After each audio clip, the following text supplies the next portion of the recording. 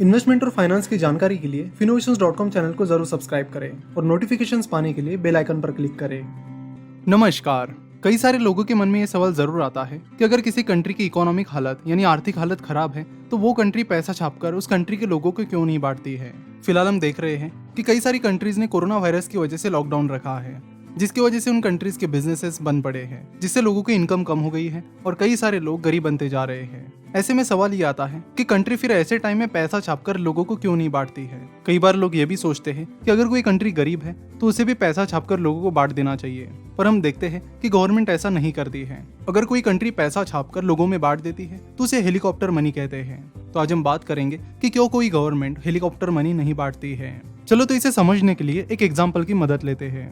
मान लेते कि एक कंट्री है जिसकी पॉपुलेशन है 100 लोगों की, यानी उस कंट्री में सिर्फ 100 लोग हैं और उस कंट्री की ये जो 100 लोग हैं उनके पास कुल मिलाकर 50 लाख रुपए हैं।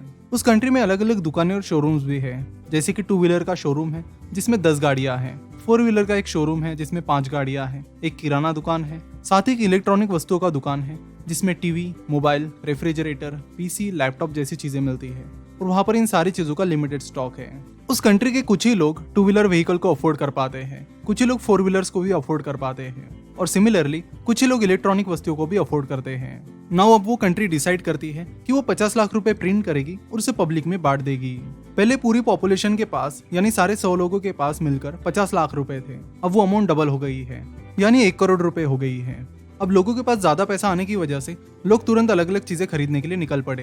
कुछ 2 व्हीलर्स खरीदने लगे, कुछ 4 व्हीलर्स खरीदने के लिए चले गए, कुछ इलेक्ट्रॉनिक वस्तुएं खरीदने लगे।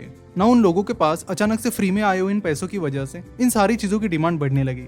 उस 2 व्हीलर के शोरूम में हर साल 10 गाड़ियां आती है, क्योंकि लगभग वो साल भर में 10 ही गाड़ियां बेच पाता है। लेकिन अब अचानक से आए हुए पैसों की वजह से सारे लोग उस 2 व्हीलर के शोरूम में चले गए।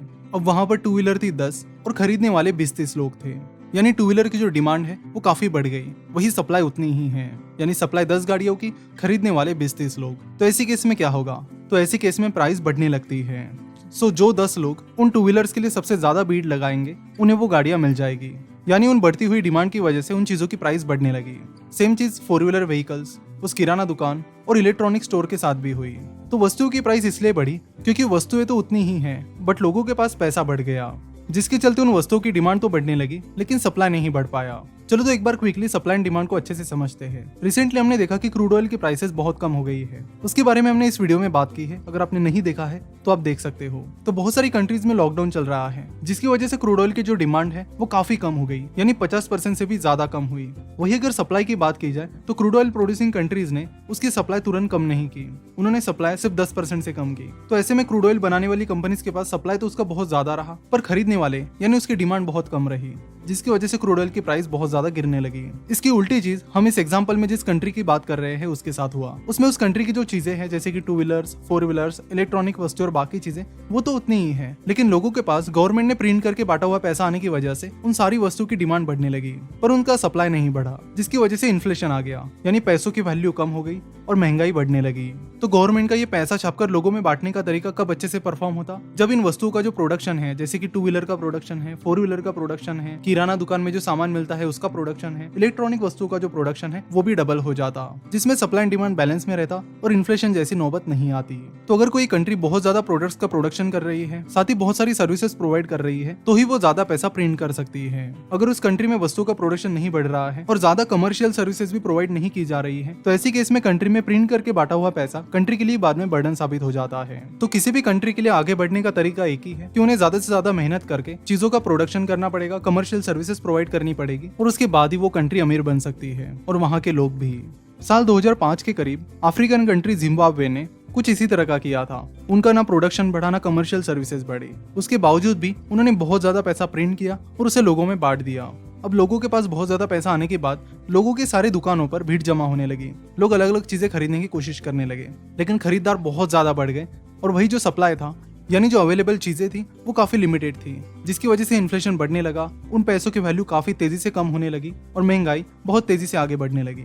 जिम्बाब्वे का इन्फ्लेशन हजारों % से बढ़ने लगा और कंट्री पर ऐसी नौबत आई कि वहां की सेंट्रल बैंक को $10 ट्रिलियन के नोट्स प्रिंट करने लगे। बहुत ज्यादा नोट्स प्रिंट करके बांटने की वजह से वहां के लोग तो अमीर बने, वहां पर वो जिम्बाब्वे डॉलर में ट्रिलियनियर भी बने, लेकिन उन पैसों की कोई वैल्यू नहीं रही। तो यही रीजन है कि कोई भी कंट्री सीधे पैसा छापकर लोगों में बांटकर अपनी इकोनॉमिक प्रॉब्लम सॉल्व नहीं कर सकती, ना ही पॉवर्टी से बाहर आ सकती है। पॉवर्टी से और खराब इकोनॉमिक कंडीशन से बाहर आने का एक ही तरीका है, वो ये है कि अपना जीडीपी बढ़ाना, यानी प्रोडक्ट्स और कमर्शियल सर्विसेज का प्रोडक्शन बढ़ाना। आशा करता हूँ कि आपको ये समझ में आया होगा कि हेलीकॉप्टर मनी का जो कॉन्सेप्ट है वो प्रैक्टिकल नहीं है। एक अनाउंसमेंट है, हमारा स्टॉक मार्केट का लाइव कोर्स कल से स्टार्ट हो रहा है, जिसमें हम स्टॉक मार्केट को बेसिक से लेकर एडवांस तक सिखाने वाले हैं। तो अगर आप स्टॉक मार्केट सीखना चाहते हो तो आप इस कोर्स को जरूर सब्सक्राइब कर सकते हो और लॉकडाउन में अपने फ्री टाइम का पूरा इस्तेमाल कर सकते हो। लिंक नीचे डिस्क्रिप्शन और कमेंट बॉक्स में दी गई है। वीडियो देखने के लिए और हमसे जुड़े रहने के लिए आपका बहुत बहुत धन्यवाद।